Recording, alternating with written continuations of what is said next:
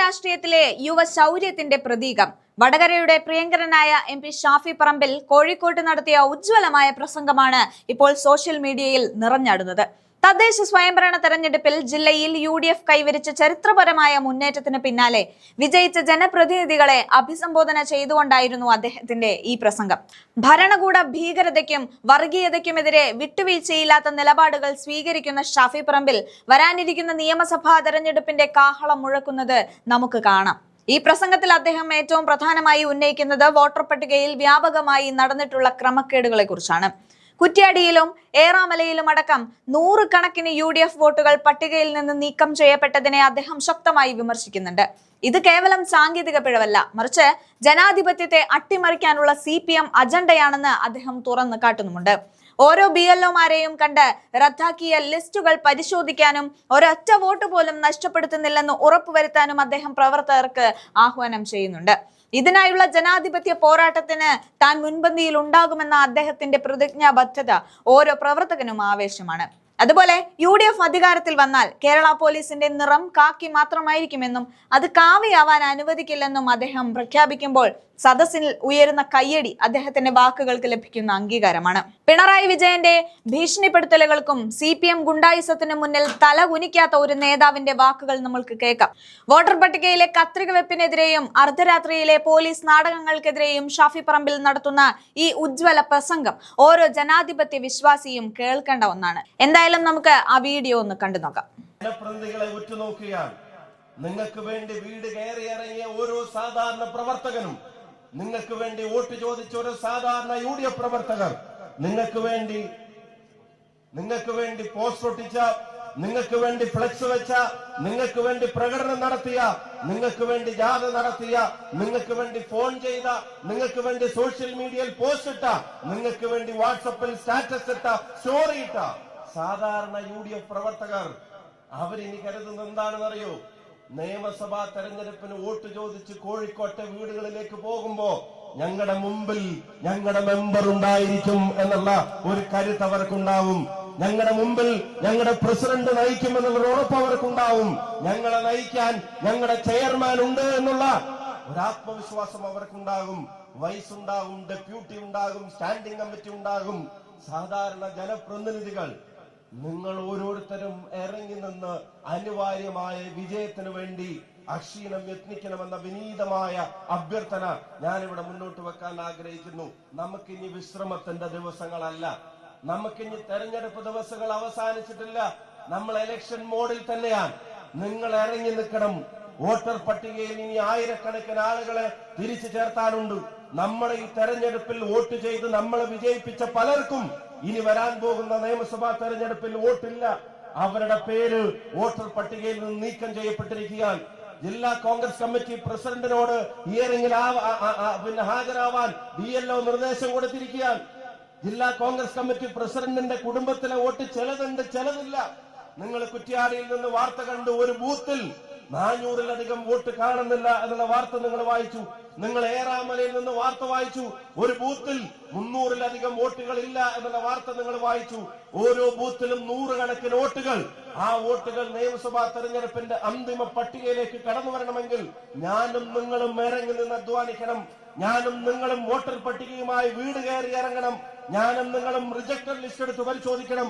ഞാനും നിങ്ങളും no mapping list എടുത്ത് പരിശോധിക്കണം. നമ്മുടെ BLAമാരെയും കൂട്ടി BLOയുടെ അടുക്കൽ പോയി അവരിൽ നിന്ന് നോ മാപ്പിംഗിന്റെ ലിസ്റ്റ് വാങ്ങണം. കണ്ടെത്താൻ കഴിയില്ല എന്നവർ പറഞ്ഞത് എഴുതിയത് ബോധപൂർവമാണോ എന്ന് അന്വേഷിക്കണം. ആരുടെയെങ്കിലും പൊളിറ്റിക്കൽ അജണ്ട അത് സംരക്ഷിക്കാൻ വേണ്ടിയാണോ എന്ന് അന്വേഷിക്കണം. അങ്ങനെയാണെന്ന് കണ്ടെത്തിയാൽ അവരെ രേഖകൾ സഹിതം ഹിയറിംഗിന് ഹാജരാക്കിയും ആ വോട്ടുകളെ തിരികെ കയറ്റി ഇവരെ ഇറക്കിവിടാനുള്ള പോരാട്ടത്തിന്, ആ ജനാധിപത്യ പോരാട്ടത്തിന് കരുത്തു പകരുന്ന ഒരു ഇടപെടൽ നടത്താൻ നിങ്ങൾ നിശ്ചയിക്കണം. ഐക്യജനാധിപത്യ മുന്നണിയുടെ ഒരു ജനപ്രതിനിധിയായി തെരഞ്ഞെടുക്കപ്പെട്ടയാൽ ഇതാ പ്രതിജ്ഞ ചെയ്യുന്നു, SIRന്റെ മേലുള്ള മുഴുവൻ ക്രമക്കേടുകളെയും ബൂത്തിൽ വീടുകളിൽ ചെന്ന് അതിനെ പൊളിച്ച് ഒരു നേരുള്ള വോട്ടർ പട്ടികയ്ക്ക് വേണ്ടിയുള്ള പോരാട്ടത്തിന് ഞങ്ങൾ ഉണ്ടാകുമെന്നുള്ള ഒരു ഉറച്ച പ്രഖ്യാപനം കയ്യടികളോടെ ഈ വേദിയിൽ നേരണമെന്ന് ഞാൻ നിങ്ങളോട് അഭ്യർത്ഥിക്കുകയാണ്. ഇങ്ങനെയൊന്നും പോരാ. നിങ്ങളൊരു ഉറച്ച സ്ട്രോങ് ആയിട്ടുള്ള ഒരു പ്രതികരണം അക്കാര്യത്തിൽ വേണം. നിങ്ങൾ ഇറങ്ങിയേ തീരൂ. മറ്റാരെക്കാളും നിങ്ങൾ ഇറങ്ങിയേ തീരൂ. നിങ്ങൾ ഇറങ്ങിയാലേ അത് നടക്കൂ. കാരണം അവര് നിങ്ങളെ പറ്റി ഇപ്പൊ പറയുന്നത് അത് ഞാളെ മെമ്പറാണ് എന്നുള്ളതാണ്. നിങ്ങളെ പറ്റി അവരിപ്പൊ പറഞ്ഞു വെക്കുന്നത് നിങ്ങൾ അവരുടേതാണെന്ന് അവർ ഉറപ്പിച്ചിട്ടാണ് ഈ വാശിയേറിയ തെരഞ്ഞെടുപ്പിൽ നിങ്ങളെ വിജയിപ്പിച്ചിട്ടുള്ളത്. അതിന്റെ രാഷ്ട്രീയ സാഹചര്യങ്ങളാണ് നേതാക്കന്മാർ ഇവിടെ സൂചിപ്പിച്ചത്. എന്താ കേരളത്തിന്റെ മുഖ്യമന്ത്രിയുടെ സ്ലാങ്? എന്താ കേരളത്തിന്റെ മുഖ്യമന്ത്രിയുടെ ടോണ്? എന്തുകൊണ്ടാണ് കേരളത്തിൽ BJP അധികാരത്തിൽ വരണമെന്ന് ആഗ്രഹിക്കാത്തത് എന്ന് ഇപ്പൊ നമുക്ക് മനസ്സിലാവും. കാരണം അവരാഗ്രഹിച്ചിട്ടില്ലെങ്കിലും അവരധികാരത്തിൽ വന്നിട്ടില്ലെങ്കിലും അവർക്ക് ഈ കഴിഞ്ഞ 5 വർഷക്കാലം ഭരണം നടത്താൻ ഇപ്പോഴുള്ള ഗവൺമെന്റ് തന്നെ മതിയായിരുന്നു എന്നുള്ളത് അവരും തിരിച്ചറിഞ്ഞ വർഷങ്ങളാണ് കടന്നുപോയത്. അതല്ലെങ്കിൽ ഞാൻ ചോദിക്കുന്നു, ഒരു തെരഞ്ഞെടുപ്പ് പടിവാതിൽക്കൽ എത്തി നിൽക്കുമ്പോ രാഷ്ട്രീയ ലക്ഷ്യം വെച്ച് വോട്ടിന്റെ ലാഭക്കണക്കും കൊതിയും കൊണ്ട്, അധികാരത്തിനോടുള്ള കൊതി കൊണ്ട് RSSന്റെ ബാന്ധവം മറന്നീക്കി പുറത്തു വരുന്ന സ്റ്റേറ്റ്മെന്റുകൾ ഓരോ ദിവസവും CPIMന്റെ നേതാക്കന്മാരുടെ നാവിൻ തുമ്പിൽ നിന്ന് വന്നുകൊണ്ടേയിരിക്കുന്നു. നിങ്ങള് അധികാരത്തെ സംബന്ധിച്ച് പറഞ്ഞു, നിങ്ങള് ആഭ്യന്തര വകുപ്പിനെ സംബന്ധിച്ച് പറഞ്ഞു. ഞങ്ങൾ തിരിച്ചിവിടെ കേസ് പറഞ്ഞ മറുപടി ഞങ്ങൾ പറയുന്നു. കേരളത്തിന്റെ ആഭ്യന്തര വകുപ്പ് അത് കേരളത്തിലെ ഹിന്ദുവിനും കേരളത്തിലെ മുസ്ലിമിനും കേരളത്തിലെ ക്രിസ്ത്യാനിക്കും കേരളത്തിലെ മതമുള്ളവനും കേരളത്തിലെ മതമില്ലാത്തവനും എന്തിന് നല്ല CPMകാരന് പോലും ഉറച്ചു വിശ്വസിക്കാൻ കഴിയാവുന്ന നിഷ്പക്ഷത കേരളത്തിന്റെ ആഭ്യന്തര വകുപ്പിന് UDFന്റെ ഭരണകാലത്തുണ്ടായിരിക്കുമെന്നുള്ള ഉറപ്പ് ഞങ്ങൾ പറയുന്നു. അതേ കേരളത്തിന്റെ ആഭ്യന്തര വകുപ്പ് അത് ഇസ്ലാം മതവിശ്വാസിക്കും നീതി ലഭിക്കുന്നതായിരിക്കും, ഇസ്ലാമിസ്റ്റുകൾക്കായിരിക്കില്ല. അത് ഹൈന്ദവന് നീതി ലഭിക്കുന്നതായിരിക്കും, അത് ഹിന്ദുത്വവാദികൾക്കായിരിക്കില്ല. അത് ക്രൈസ്തവനും മറ്റു മതമുള്ളവനും ഇല്ലാത്തവനും എല്ലാവർക്കും നീതി ലഭിക്കുന്നതായിരിക്കും. ഒരു വരി കൂടെ ഞാൻ ചേർത്ത് പറയാൻ ആഗ്രഹിക്കുന്നു. കേരളത്തിൽ ഐക്യജനാധിപത്യ മുന്നണി അധികാരത്തിൽ വന്നാൽ ആ പോലീസിന്റെ നിറം, അവരുടെ വേഷത്തിന്റെ നിറം അത് കാക്കിയായിരിക്കും, കാവിയായിരിക്കില്ല എന്നുള്ളതും ഈ വേദിയിൽ പറയാൻ ഞങ്ങൾ ആഗ്രഹിക്കുകയാണ്. നിങ്ങളുടെ അധികാരം നിങ്ങൾ പോലീസിനെ എന്തിനു വേണ്ടിയാണ് ഉപയോഗിച്ചത് എന്നുള്ളത് ഈ ജില്ലക്കാർക്ക് അറിയാം, ഞങ്ങൾക്ക് ഓരോരുത്തർക്കും അറിയാം. പക്ഷെ വോട്ട് എണ്ണിയപ്പോ നിങ്ങൾക്ക് മനസ്സിലായി ലാത്തിയേക്കാൾ കരുത്ത് വോട്ടിനുണ്ട് എന്നുള്ളത് ഈ കോഴിക്കോട്ടെ ജില്ലക്കാരുൾപ്പെടെ നിങ്ങളെ പഠിപ്പിച്ചിട്ടുണ്ട് എന്നുള്ള കാര്യത്തിൽ ഒരു സംശയവും വേണ്ട. എന്നിട്ട് നാട്ടിലെ ജനങ്ങളെ തമ്മിൽ അങ്ങ് അടുപ്പിക്കുകയാണ്. പച്ചക്ക് 4 വോട്ടിന് വേണ്ടി കഴിഞ്ഞ ശബരിമല കാലത്ത് നിങ്ങൾ മതങ്ങളിലേക്ക് ചുരുങ്ങുമ്പോ ഞങ്ങൾ മനുഷ്യരിലേക്ക് പടരുമെന്ന കവിത എഴുതി വെച്ചവൻ ഇപ്പോ തല തിരിഞ്ഞു നിന്ന് വർഗീയത പറയുന്നത് കാണുന്നത് കേരളം അറിയുന്നുണ്ട് നിങ്ങളുടെ യഥാർത്ഥ സ്വഭാവം എന്താണെന്നുള്ളത്. അതല്ലെങ്കിൽ ഒരു തെരഞ്ഞെടുപ്പ് അടുത്ത് എത്തി നിൽക്കുമ്പോ എന്തിനാണ് ഇടതുപക്ഷത്തിന്റെ പ്രമുഖരായ നേതാക്കൾ വരിയായി നിന്ന് മാറാട് കലാപത്തെ സംബന്ധിച്ച് സമൂഹത്തിലെ ഭിന്നിപ്പുകളെ അതിനെ വീണ്ടും കോലുകൊണ്ട് തോണ്ടി ഉണർത്താനുള്ള ശ്രമം ഈ കേരളത്തിന്റെ മണ്ണിൽ നടത്തുന്നത്? കേരളത്തിൽ ഏത് ഗവൺമെന്റ് അധികാരത്തിൽ വന്നാലും ഒരു കലാപവും നടക്കരുതെന്നാണ് UDFന്റെ പ്രവർത്തകരുടെ ആഗ്രഹം, അതിന്റെ നേതൃത്വത്തിന്റെ ആഗ്രഹം, ഈ ജനതയുടെ ആഗ്രഹം. അതല്ലാതെ ഭരണം നിങ്ങളുടെയായിരുന്നു എന്നതിന്റെ പേരിൽ കലാപം നടക്കണമെന്നാണോ ഞങ്ങൾ ആഗ്രഹിച്ചത്? ഒരു ഭരണം മാറാനായി എന്ന് പറയുമ്പോഴത്തേക്കും ഭരണമില്ലാതെ ജീവിക്കാൻ കഴിയാത്ത അവരായി ഇവര് മാറുകയാണ്. വെള്ളത്തിൽ നിന്നൊരു മത്സ്യത്തെ കരയിലേക്ക് എടുത്തിടുന്നത് പോലെയാണ് ഭരണമില്ലാതായി പോകുമെന്ന് കണ്ട് CPMകാർ പുറത്തു കടന്ന് പെടക്കുന്നത് എന്നുള്ളത്, അവരുടെ ഭരണ നേതൃത്വം പെടക്കുന്നത് എന്നുള്ളത് അവരുടെ പ്രവർത്തകരും വിലയിരുത്തട്ടെ, അവരുടെ ആശയങ്ങളെ ഉൾക്കൊള്ളുന്നവർ വിലയിരുത്തട്ടെ. കേരളത്തിലെ BJPയുടെ വക്താക്കളായി CPMന്റെ ഭരണ നേതൃത്വം മാറുന്നതിനെ അവർ ശ്രദ്ധിക്കട്ടെ.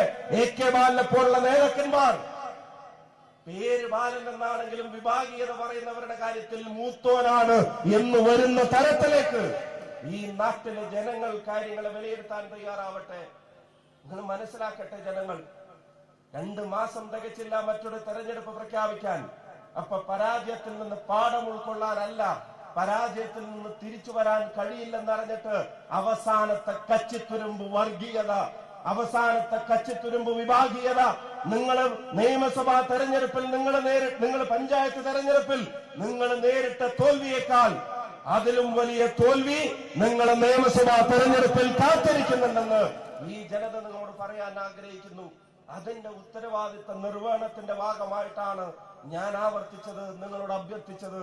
SIRന്റെ പ്രവർത്തനങ്ങളിൽ പരിപൂർണമായ സാന്നിധ്യം താഴെ തട്ടിൽ, വീടുകളിൽ, ബൂത്തിൽ, അല്ലെ, എല്ലാ ഇടങ്ങളിലും ഉണ്ടാവാൻ മാഷെ മറ്റാരെക്കാളും നിങ്ങൾ രംഗത്തിറങ്ങണം. നിങ്ങൾ ചോദിക്കണം, നിങ്ങൾ പറയണം, നിങ്ങൾ വീടെത്തണം. അവിടെ എത്തിയില്ലാത്തവരുടെ വോട്ടുകൾ അതിന്റെ രേഖകൾ സഹിതം തിരിച്ചെത്തിച്ചതുണ്ടെന്ന് അന്തിമ പട്ടിക വന്നതിന് ശേഷവും ഉറപ്പുവരുത്താനുള്ള ദിവസങ്ങൾ നമ്മുടെ മുമ്പിലുള്ളപ്പോ ഒരു വീഴ്ചയും അക്കാര്യത്തിൽ ഉണ്ടാവരുത്. വാർഡിലെ ജനങ്ങളെ ചേർത്ത് പിടിച്ച് നിങ്ങൾ ഇറങ്ങണം. ജനാധിപത്യത്തിലെ ഏറ്റവും വലിയ അവകാശത്തെ, പൗരന്റെ വോട്ടെന്ന അവകാശത്തെ, അതിനെപ്പോലും കവരാൻ ഒരു സംവിധാനം ഇവിടെ നമ്മുടെ മുമ്പിൽ ഒരു വെല്ലുവിളിയായി നിൽക്കുമ്പോ അതിന് ജനാധിപത്യ പ്രതിരോധം തീർക്കേണ്ട ഉത്തരവാദിത്വം പ്രിയപ്പെട്ടവർക്കുണ്ട് എന്നുള്ളത് വിനീതമായിട്ട് ഞാൻ ഓർമ്മപ്പെടുത്താൻ ആഗ്രഹിക്കുന്നു.